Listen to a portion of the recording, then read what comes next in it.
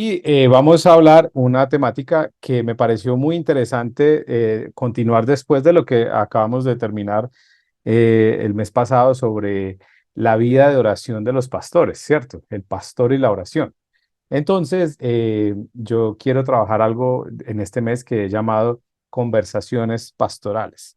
Y la idea es tener un espacio para conversar, para hablar, para compartir, para mirar algunos temas que nos afectan como pastores. Y vamos a trabajar tres temas específicos con tres invitados. Hoy comienzo yo, pero las próximas semanas vamos a tener invitados que nos van a compartir acerca de diferentes temas. Vamos a hablar del tema del descanso, del sabbat para los pastores, cómo aprender a descansar como pastores. Vamos a hablar sobre el serenar el paso, caminar más despacio en la vida. Y hoy vamos a hablar del tema de la sencillez. Pero me gustaría preguntarles, comenzar esta mañana preguntándoles a ustedes y también le pedí a Juli que me ayudara con con algunos temas y algunas respuestas frente a esto, pero ¿qué creen ustedes que son los temas o las situaciones más complejas que se viven en el pastorado? ¿Cuáles creen ustedes que son las necesidades más grandes de los pastores, de los líderes, en el contexto donde ustedes están? Cuando ustedes miran los pastores, amigos suyos, compañeros de trabajo, colegas, ustedes qué problemas ven en ellos, en ustedes mismos, pero también a veces es más fácil ver lo de los demás que lo de uno mismo, pero ¿qué situaciones ven ustedes en ellos que ustedes dicen, este es un tema muy complicado para manejar de los pastores? Entonces les doy un ejemplo.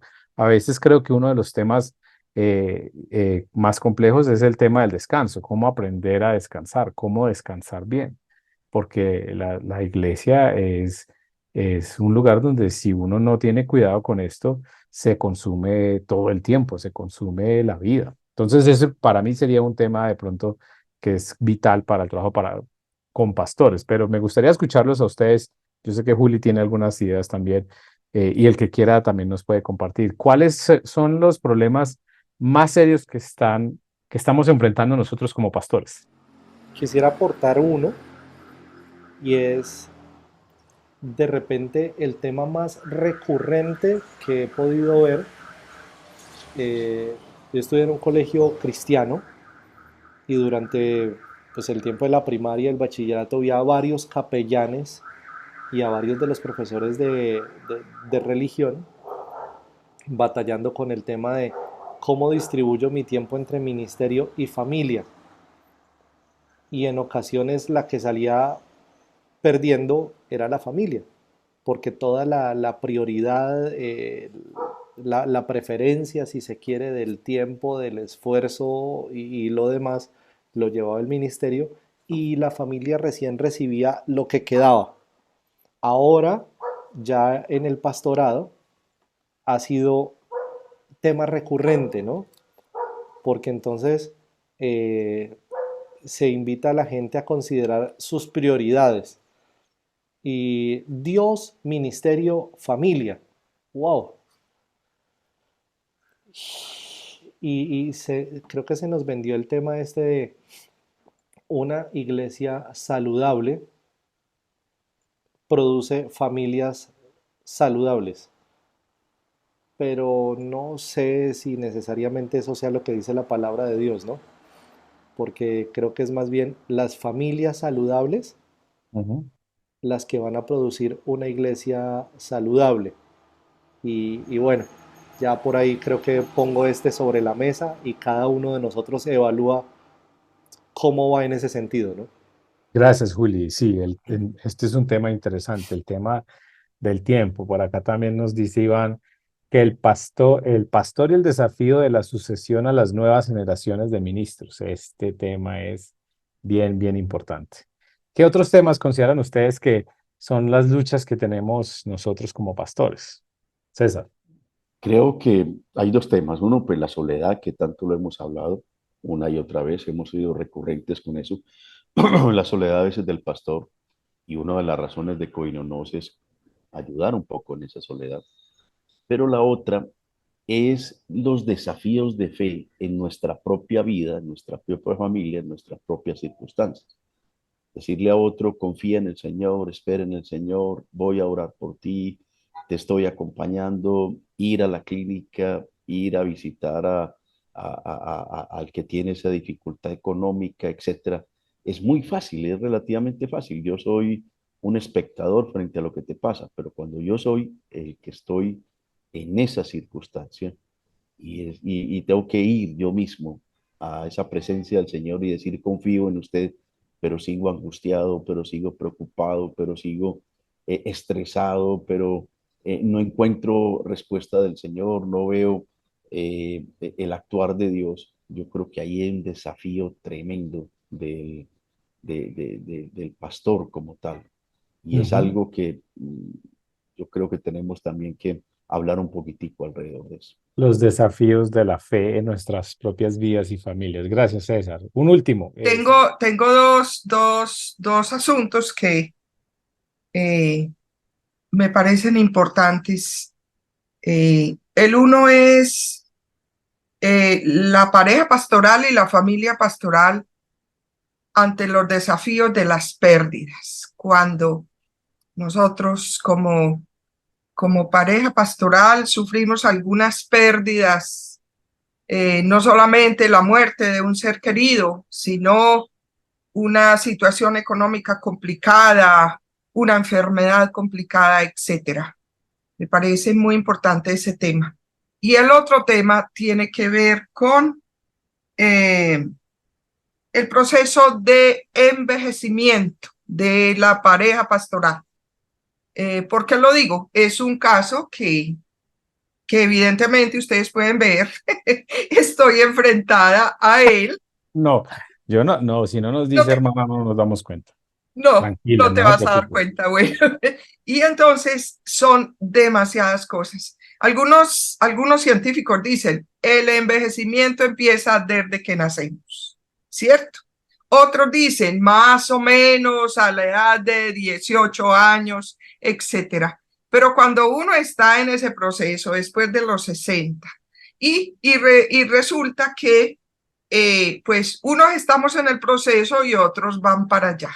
El proceso de envejecimiento y vejez. ¿Cómo enfrentar esa situación? Y cuando el pastor está a punto de pensionarse o se está pensionando, pero no quiere soltar y sigue ahí, sigue ahí, sigue ahí, me parece un tema muy interesante.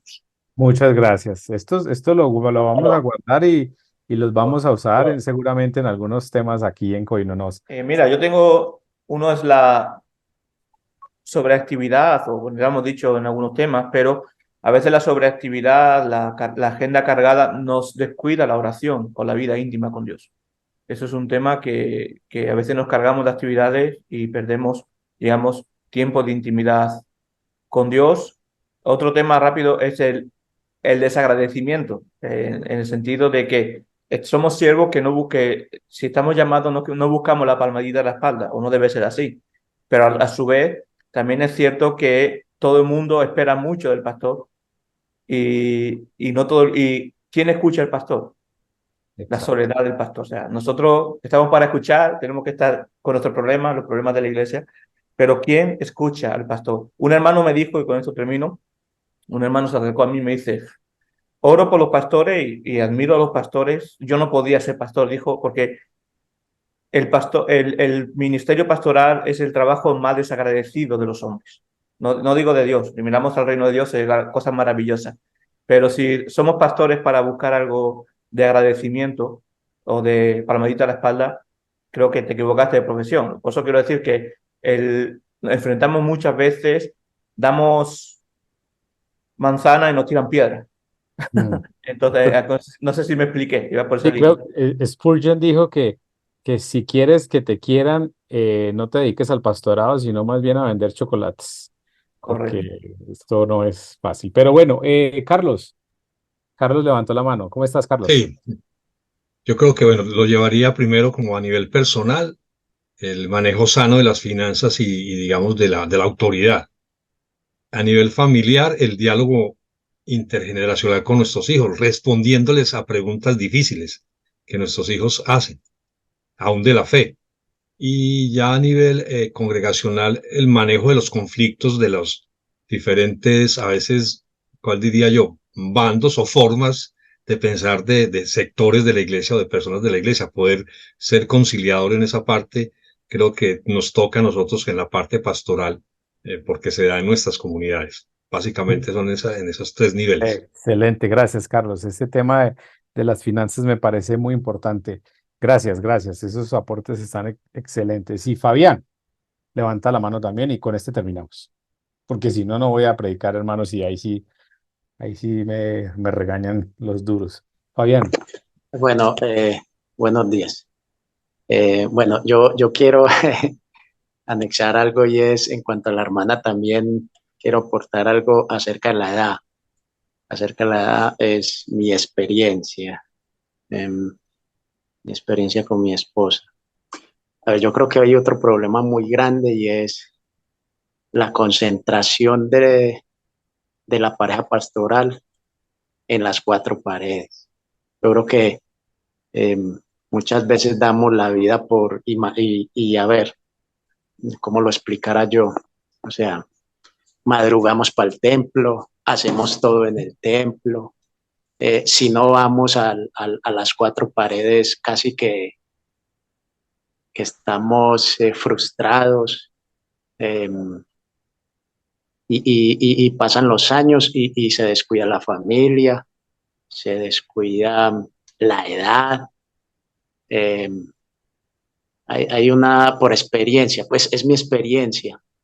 Bueno, gloria a Dios, pues yo apenas voy a cumplir 50 años, tengo 15 años en el ministerio y yo era, a ver, como yo era deportista en mi juventud y cuando llegué al Evangelio, dejé todo eso y me concentré en las cuatro paredes y me sucedieron muchas cosas. Ahora estoy retomando otra vez mi vida de familia y mi vida deportiva. Y créame que ha sido un descanso sin descuidar mi vida íntima con Dios y, y dándole el trabajo también a otros que ayuden pues como en la iglesia.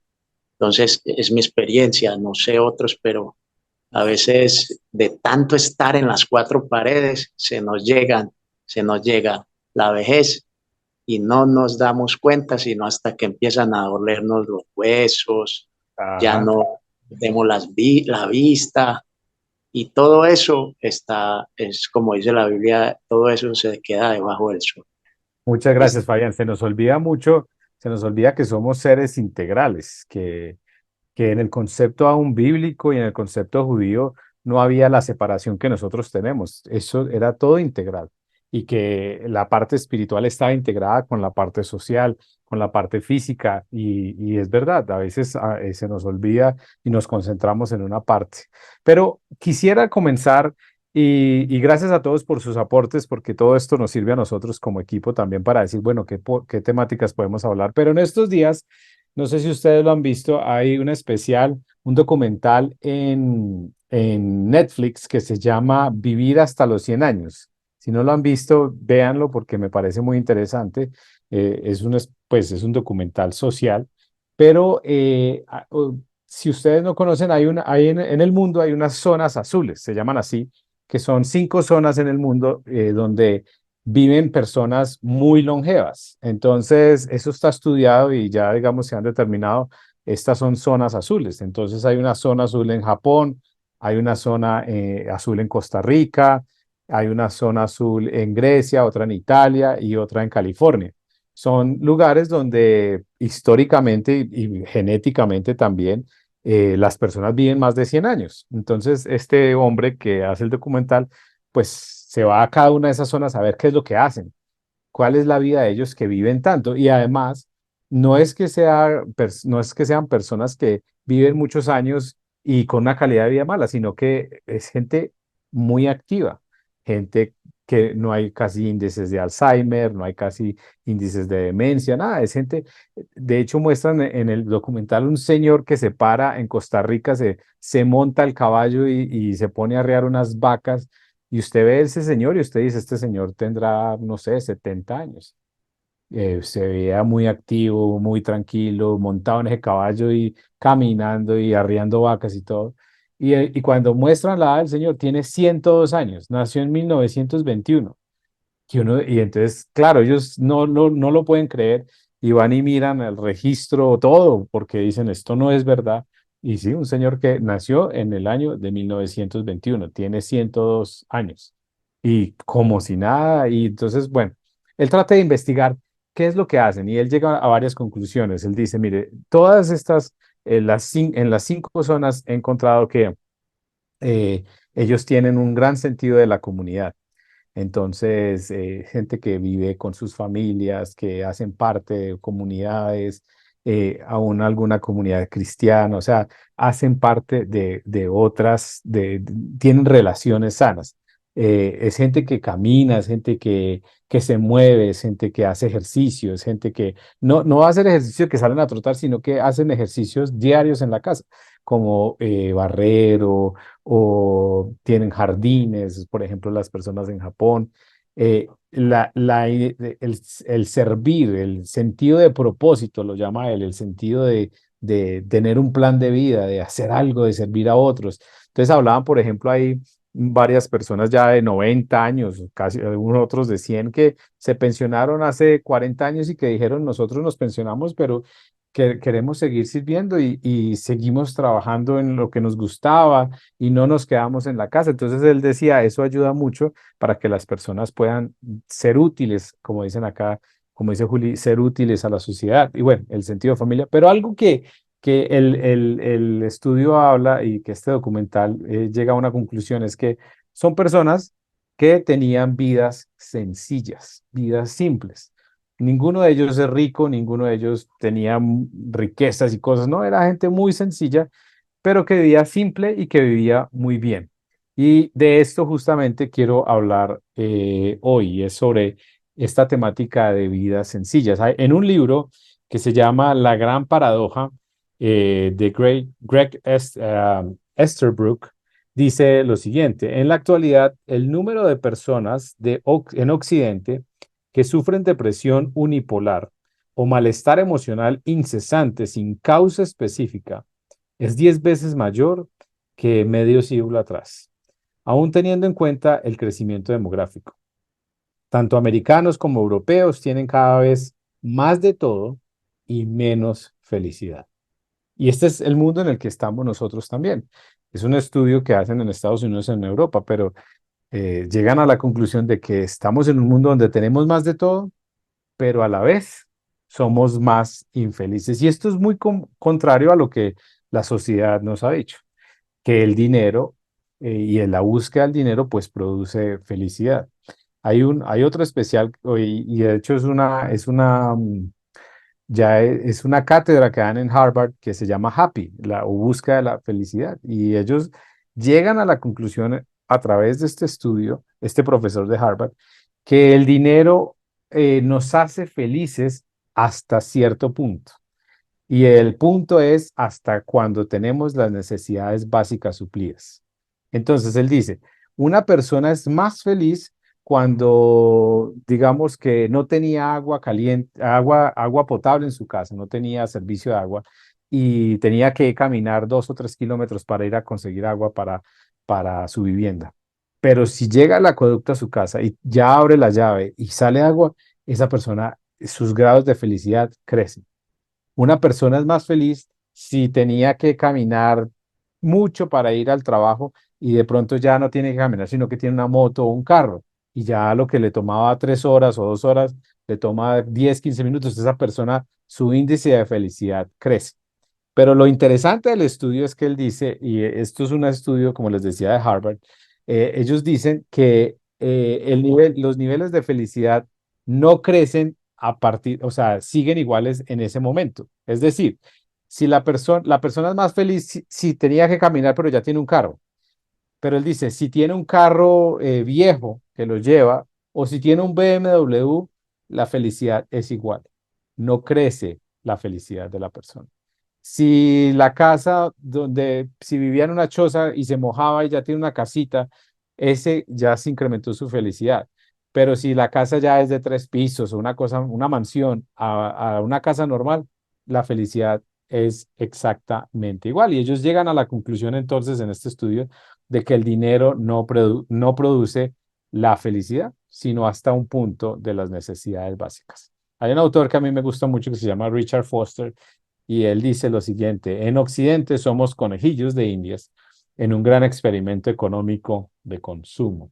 Y hoy quiero hablar, y este es el primer tema de estos temas que vamos a trabajar en septiembre, y hoy quiero hablar de la sencillez, de aprendiendo a vivir simple. ¿Cómo aprender a vivir simple? En todas las áreas de nuestra vida. Y quiero que me acompañen a un texto que yo sé que ustedes han predicado y hemos predicado y lo hemos escuchado 1000 veces, pero quiero que me acompañen a Mateo capítulo 6, versículo 19, porque es muy interesante que pues, nuestro modelo Jesús, el centro de nuestra fe, el centro de todo, pues vivió una vida muy simple. No vivió en extrema pobreza, no vivió en riqueza, tuvo una vida sencilla. Trabajó hasta que tuvo que trabajar, hasta los 30 años seguramente trabajó como carpintero, seguramente le fue bien, tuvo sus ahorros, su trabajo, pero ya en el momento, cuando ya decide comenzar el ministerio, tiene el apoyo de personas que aportan, tanto que escogen un tesorero y bueno, entonces digamos que Jesús nos muestra lo que es una vida simple, una vida sencilla. Entonces vamos a Mateo 6, capítulo 6, versículo 19. Y quiero invitarlos entonces para que leamos juntos Mateo 6, 19. Y dice, no almacenes tesoros aquí en la tierra, donde las polillas se los comen y el óxido los destruye, y donde los ladrones entran y roban. Almacena tus tesoros en el cielo, donde las polillas y el óxido no pueden destruir, y los ladrones no pueden robar. Donde esté tu tesoro, allí también los deseos de tu corazón. Tu ojo es una lámpara que da luz a tu cuerpo. Cuando tu ojo es bueno, todo tu cuerpo está lleno de luz. Pero cuando tu ojo es malo, todo tu cuerpo está lleno de oscuridad. Y si la luz que crees tener en realidad es oscuridad, qué densa es esa oscuridad. Nadie puede servir a dos amos, pues odiará a uno y amará al otro. Será leal a uno y despreciará al otro. No se puede servir a Dios y al dinero. Y este versículo que es normalmente a veces donde arrancamos la predicación, ¿cierto? Por eso les digo que no se preocupen por la vida diaria, si tendrán suficiente alimento y bebida o suficiente ropa para vestirse.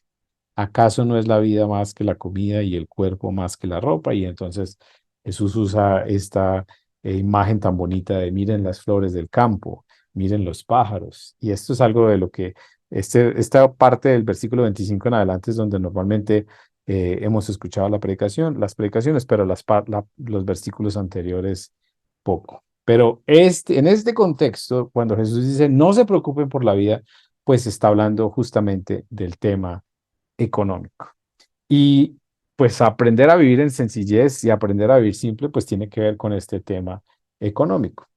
Y lo interesante, por ejemplo, es que el 25%, o sea, una cuarta parte del Sermón del Monte se concentra en el tema del dinero. Jesús, en muchas de sus enseñanzas, aborda el tema del dinero. Y solamente en el Sermón del Monte, que son de los capítulos 5 al 7, el 25% de lo que menciona Jesús allí tiene que ver con el tema del dinero. Y lo que nos está diciendo aquí Jesús, entonces, es que no inviertas todo tu tiempo, toda tu energía y todo tu dinero en las cosas que expiran y se oxidan y pasan de moda y que pueden ser aún robadas. En lugar de eso, la invitación de Jesús es a que pongamos nuestra vida en las cosas que verdaderamente importan, como nuestra relación con Él y como nuestra vida en el reino. Y esto, digamos, hermanos, a nosotros, a ustedes, yo sé que son pastores, yo sé que esto lo hemos entendido y de alguna manera estamos acá por eso también, porque hemos entendido que nuestra inversión no es en una vida económica y en un mundo que nos dice consuma más, sino en el reino de los cielos y por eso estamos acá también. Pero es interesante que Jesús le está hablando el Sermón del Monte y se enfoca en muchos momentos en el tema del dinero a sus discípulos y a personas que lo seguían ya y que caminaban con él y que muchos de ellos iban a ser los padres de la iglesia. Cuando Jesús habla acá en estos versículos de un ojo sano, para el judío, tenía un significado muy interesante, porque tener un ojo sano tenía un doble significado para ellos.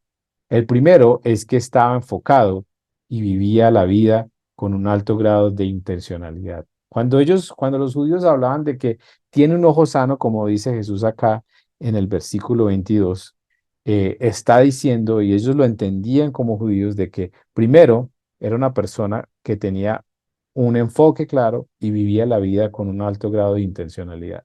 Y lo segundo, a lo que se refiere un ojo sano y como lo entendían los judíos, era que era una persona generosa, que era una persona que entendía el principio de dar, que es un principio que viene del Señor. O sea, nosotros somos generosos no porque nosotros no damos ni ofrendamos, ni nada, ni diezmamos, porque estamos haciendo una transacción con el Señor para que el Señor me dé.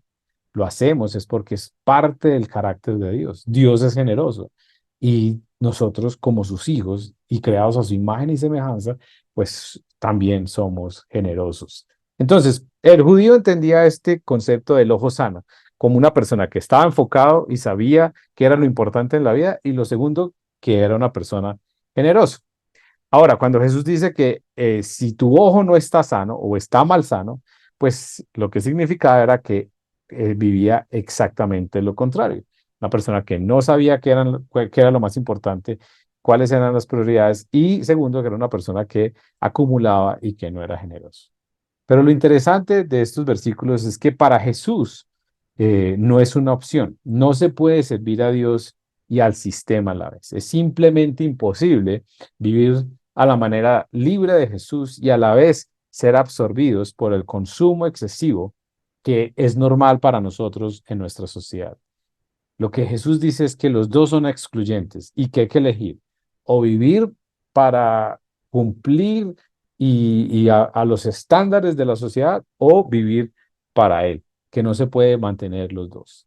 Y lo interesante de esto es que el versículo 25 cuando Jesús dice, por eso les digo que no se preocupen por la vida. Es un versículo que a veces cuando uno está estresado o cuando uno tiene afugias económicas, uno lee y dice, Señor, si tú me dices que yo no debo estar preocupado por la vida porque tú tienes cuidado de mí. Pero lo que está diciendo Jesús acá es que cuando ustedes no se van a preocupar porque ustedes viven de manera diferente. De alguna manera lo que Jesús está diciendo a sus discípulos es, si ustedes viven de maneras sencillas, de maneras simples, si ustedes viven en sencillez, pues no van a estar preocupados por tantas cosas. Y lo interesante es que Jesús conectó el dinero y las posesiones con la preocupación. Y yo no sé, hermanos, pero muchas de las preocupaciones que yo escucho en la iglesia, de mis hermanos, de amigos, aún las propias, están conectadas es con temas de dinero. No tengo para esto, ¿qué voy a hacer con esto? Mire que me endeudé y tantas cosas. Muchas, no todas, pero muchas de nuestras preocupaciones están conectadas con el dinero y con las posesiones. Nosotros nos preocupamos por lo que adoramos. Y si adoramos el dinero, pues el dinero nos comerá vivos. Hay un autor que se llama Tim Keller, que murió este año, y él tiene un libro que se llama Dioses que fallan. En ese libro, él habla de la diferencia, básicamente, pues lo que sabemos y hemos escuchado de Calvino, que el corazón humano es una fábrica de ídolos, de ídolos. Y él habla del Dios dinero. Y Tim Keller dice que los dioses que no son reales, sino que son imitaciones y que son mentira, todos los dioses son implacables y los dioses nos quieren acabar y nos destruyen, nos dan algo, pero a cambio quieren todo. Y no para bendecirnos, sino para destruirnos. Y ese es el Dios también del dinero en el que nosotros vivimos. Vivimos en un mundo que nos ha mostrado y nos ha metido la mentira, aún a nosotros en la iglesia y a nosotros como pastores, de que el dinero nos hace felices, de que necesitamos buscar como hacemos. Y hemos llegado a tantas situaciones y tantas eh, cosas tristes aún en la misma iglesia de tergiversar el evangelio y volverlo como algo, como una transacción económica con el Señor, como si todo se tratara de que, como si el Señor hubiera venido en la cruz y hubiera entregado todo para que nosotros fuéramos ricos o prósperos y para que viviéramos vidas económicamente abundantes, cuando en ningún lado de la Biblia nos habla de eso. Ahora, yo sé que muchos de ustedes de pronto están ahí pensando, pues está muy bonito y todo, pero igual yo no soy rico. O sea, usted no me está hablando a mí porque yo soy una persona que, pues, que no tengo riquezas. Es más, si le contara las afugias y las luchas económicas que tengo, pues se daría cuenta que no soy una persona rica. Pero yo les quiero desafiar ese pensamiento, hermanos, a los que están pensando así. Y es que nosotros somos mucho más ricos de lo que pensamos. Yo creo que mm, no ha habido una generación en la historia del mundo tan rica como nosotros, con acceso a tantas posibilidades como nosotros y con tanta riqueza, cosas que parecen básicas para nosotros, pero que hace 100 años y que en el transcurso de la historia solo lo tenían las personas adineradas y ricas. Y les doy un ejemplo. Una profesora en Suecia hizo un estudio, tenía una profesora de, creo que era de sexto, séptimo bachillerato, algo así. Le preguntó a sus estudiantes en Suecia, que es un país eh, pues rico, o sea, dentro de los países desarrollados, Suecia es un país que tiene unos niveles de riqueza muy altos y donde la gente vive en un estándar, una calidad de vida muy alta. Y le preguntó a sus estudiantes en un colegio y les dijo, dentro de una línea donde aquí están los pobres y aquí están los ricos, a estos estudiantes en Suecia les dijo, ¿ustedes dónde se ubican en el mundo? ¿Ustedes dónde están? ¿Ustedes son de los pobres o de los ricos? Y entonces dice que todos los estudiantes de ella en el colegio en Suecia dijeron, o sea, el promedio de los estudiantes en Suecia de su colegio fue que ellos eran de medio pobres. O sea, se ubicaron en la parte de la mitad hacia abajo, diciendo nosotros consideramos que somos medios, o sea, no somos pobres, pero tampoco somos ricos, estamos en la mitad tirando a pobres. Y ella les dijo, ustedes se consideran que son pobres en Suecia. Y entonces comenzó un proyecto que se llama, creo que se llama Project One House, que es Proyecto Una Casa. Y entonces empezaron a hacer un estudio y a tomarle fotos a cosas en su casa. Ella les dijo, vayan y tomen foto un baño, a la cocina y a donde duermen ustedes o sus papás, en dónde duermen. Entonces los muchachos se fueron al colegio, le tomaron foto al baño, le tomaron foto a la cocina, con qué comen, con los utensilios de la comida y a un cuarto. Y entonces empezaron a hacer un proyecto en todo el mundo, que la gente empezara a mandar una foto de dónde, cómo era su baño, con qué comía y dónde dormía. Y empezaron a hacer ese proyecto en diferentes partes. Y empezó a crecer mucho. Ella de hecho hace una conferencia en TED Talk y ella habla desde esta experiencia. Y porque ella quería demostrarles a sus estudiantes en Suecia que ellos eran más ricos de lo que ellos pensaban, que ellos no estaban en la línea ni siquiera eran clase media, ellos eran clase alta, pero ellos no sabían, ellos creían que eran clase media, media baja. Y entonces empiezan a tomar fotos en todo el mundo y se empiezan a dar cuenta de cosas muy interesantes, como que, por ejemplo, el 80% del mundo, según todo lo que ellos miran, o sea, un gran porcentaje en el mundo no tienen baños, todavía tienen letrinas. Entonces, solo como un 20% tenían inodoros.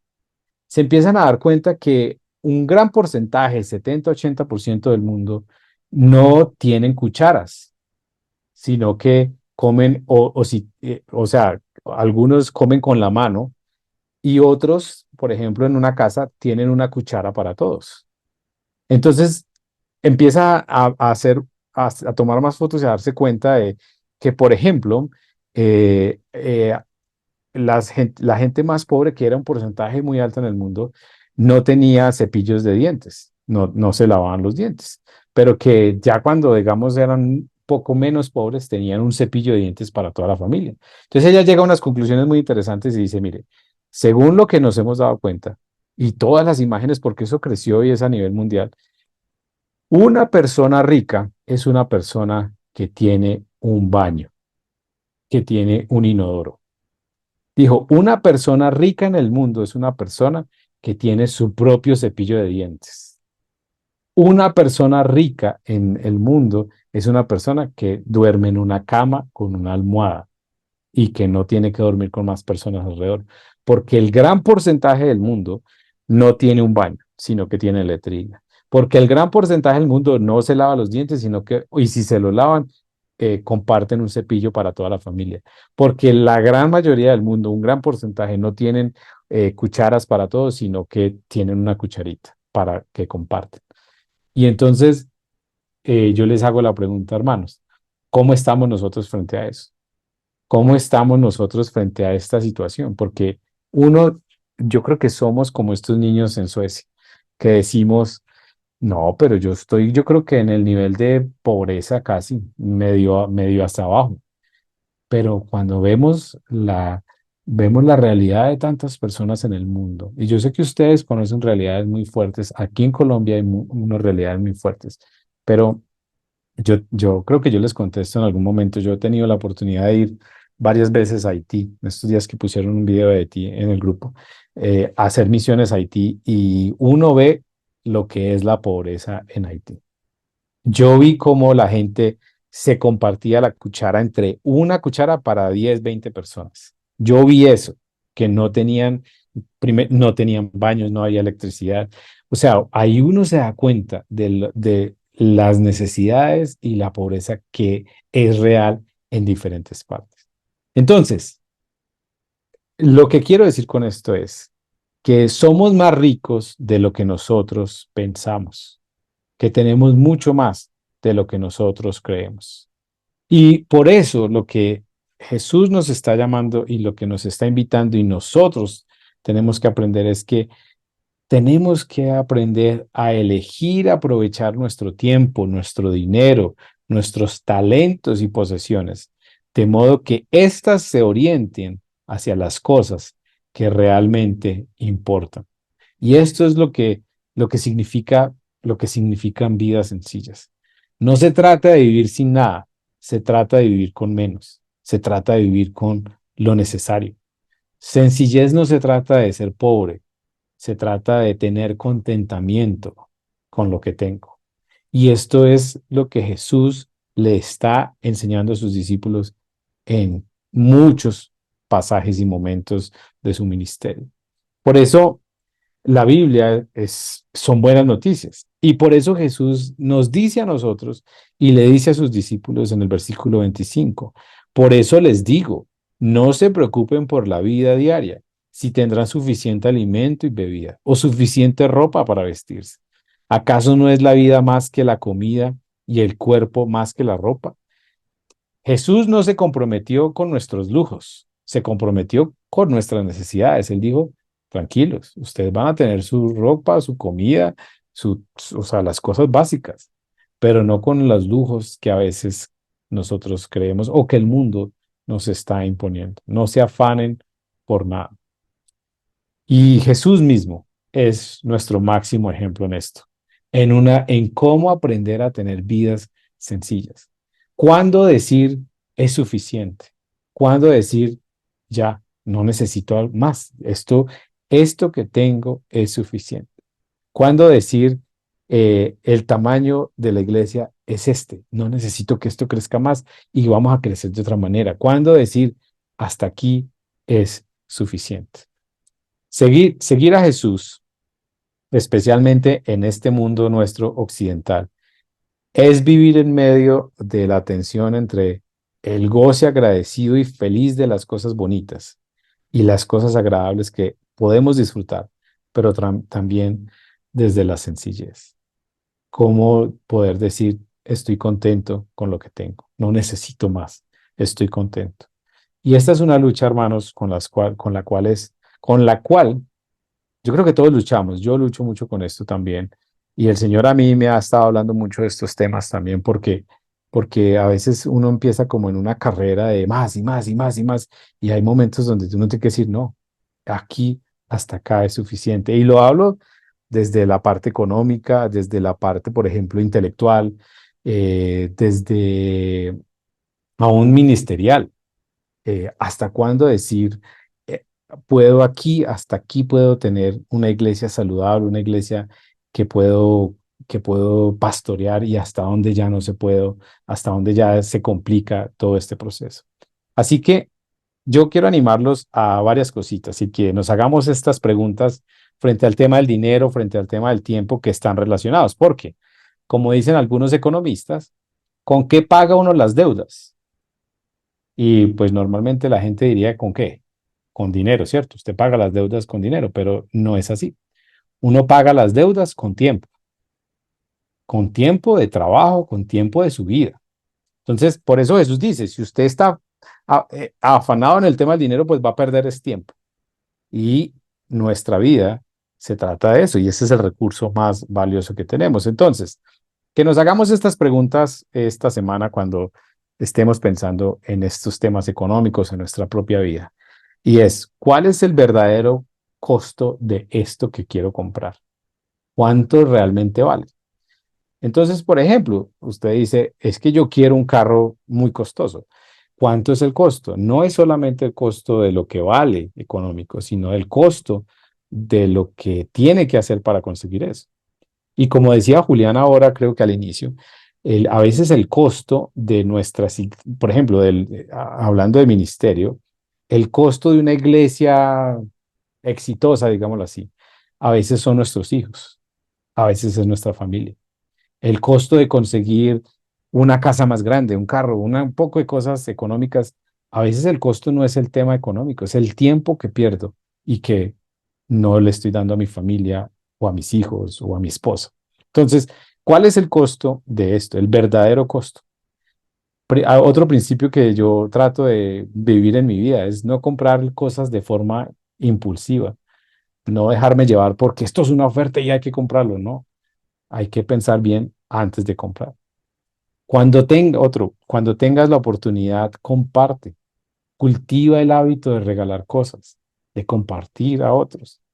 Eh, de, yo tengo una, por ejemplo, y no les digo porque yo soy el mejor en esto, pero pues es algo que yo he pensado y yo también lo veo como un tema de sencillez.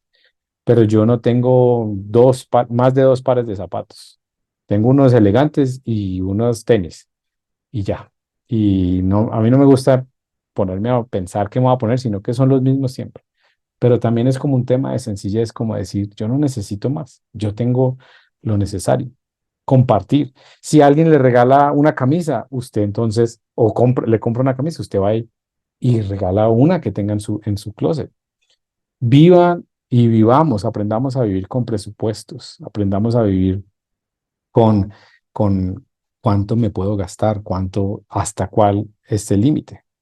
Y otro principio, el último, cultivemos una profunda apreciación por los placeres simples, que son gratis muchas veces.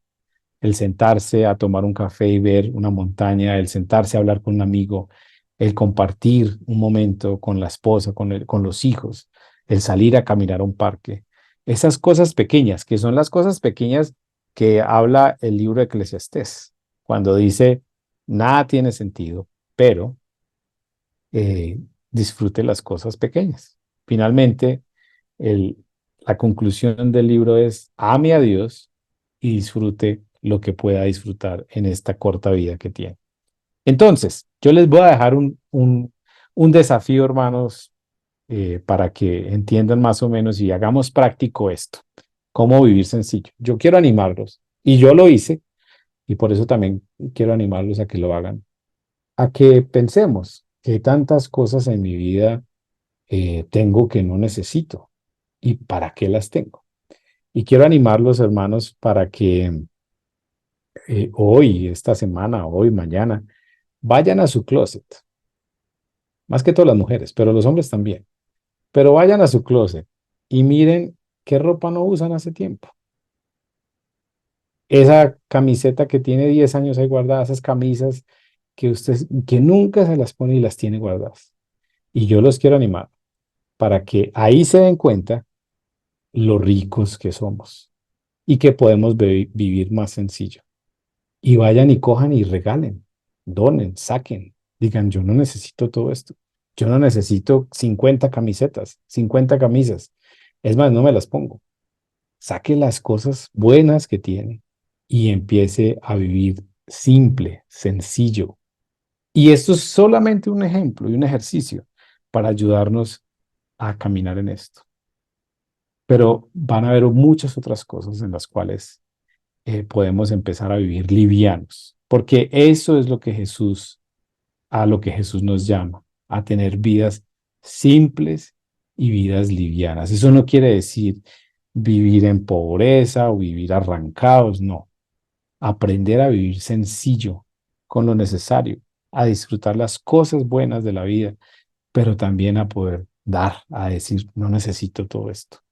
Y vivimos en un mundo que nos enseña a acumular, a más, usted tiene más y necesita más, y ya lo nuevo y esto no le sirve. Y esto es algo contracultural, decir, no, yo no necesito todo eso. Yo no necesito todo esto, yo puedo dar. Entonces, arranque con algo sencillito esta semana. Vaya a su closet y diga, ¿qué de todo esto no me pongo? ¿Qué puedo regalar? Y le aseguro, hermanos, y ojalá envíen fotos, que salen bolsas de ropa de sus closets. Porque a mí me salió una bolsota de ropa que yo dije, esta ropa hace rato no me la pongo y la tengo guardada acá. Ojalá pudiéramos vivir con estos principios así en la vida, decir cómo aprender a vivir vidas más simples, más sencillas, como nuestro modelo Jesús. Y que podamos entonces vivir lo que el Señor nos dice, no se preocupen por la vida diaria, si tendrán suficiente alimento y bebida, o suficiente ropa para vestirse. ¿Acaso no es la vida más que la comida y el cuerpo que la ropa? Miren los pájaros, no plantan ni cosechan ni guardan comida en graneros, porque el Padre Celestial los alimenta. ¿Y no son ustedes para Él mucho más valiosos que ellos? ¿Acaso con todas sus preocupaciones pueden añadir un solo momento a su vida? ¿Y por qué preocuparse por la ropa? Miren cómo crecen los lirios del campo, no trabajan ni cosen su ropa. Sin embargo, ni Salomón con toda su gloria se vistió tan hermoso como ellos. Si Dios cuida de manera tan maravillosa las flores silvestres que hoy están y mañana se echan al fuego, tengan por seguro que cuidará de ustedes. ¿Por qué tienen tan poca fe? Así que no se preocupen por todo esto diciendo qué comeremos, qué beberemos, qué ropa nos pondremos. Esas cosas dominan el pensamiento de los incrédulos, pero su Padre Celestial ya conoce todas sus necesidades. Busquen el reino de Dios por encima de todo lo demás y lleven una vida justa, una vida sencilla, una vida simple, y Él les dará todo lo que necesiten. Así que no se preocupen por el mañana, porque el día de mañana traerá sus propias preocupaciones. Los problemas del día de hoy son suficientes por hoy. ¿Qué tal si oramos, hermanos, esta mañana? Señor, queremos poner delante de ti nuestras vidas. Señor, está la lucha de todos nosotros de vivir en un mundo que nos enseña, que nos motiva, que nos insta a tener más, a conseguir más, a crecer, a tener más, a alcanzar más, Señor. Pero tú nos llevas y nos llamas a vivir vidas justas, a vivir vidas sencillas, a vivir vidas livianas para poder servirte, para poder amar, para poder disfrutar. Señor, perdónanos porque nos hemos vuelto muchas veces esclavos de nuestros deseos, de nuestros anhelos, y muchas veces hemos servido al dinero y queremos servirte a ti, pero también tenemos tantas deudas, tantas cosas que hay que pagar. Señor, ayúdanos a vivir vidas sencillas como muchos de los discípulos nos mostraron, Señor, como muchos hombres y mujeres que han mostrado unas vidas diferentes. Ponemos nuestras vidas delante de ti, nuestros corazones en tus manos. Yo te pido que nos ayudes, Señor, que a entender la riqueza que tenemos, a recordar lo ricos que somos, Señor, las bendiciones que tenemos. Gracias por un país como el nuestro, que a pesar de los problemas, de las dificultades, de tantas cosas, Señor, es un país donde podemos disfrutar de las riquezas tuyas, Señor, porque no nos ha faltado la comida, porque no nos ha faltado el alimento, no nos ha faltado el techo, Señor. Somos mucho más ricos de lo que pensamos, Señor. Y perdónanos cuando tantas veces creemos que somos pobres arrancados, cuando la realidad del mundo es que hay muchas personas, un gran porcentaje en el mundo, sí vive la pobreza, no como nosotros la pensamos. Señor, gracias por tu amor y tu misericordia y por recordarnos, Señor, que el llamado tuyo también es a que tengamos vidas sencillas, que disfrutemos las cosas pequeñas de la vida. En el nombre de Jesús oramos. Amén.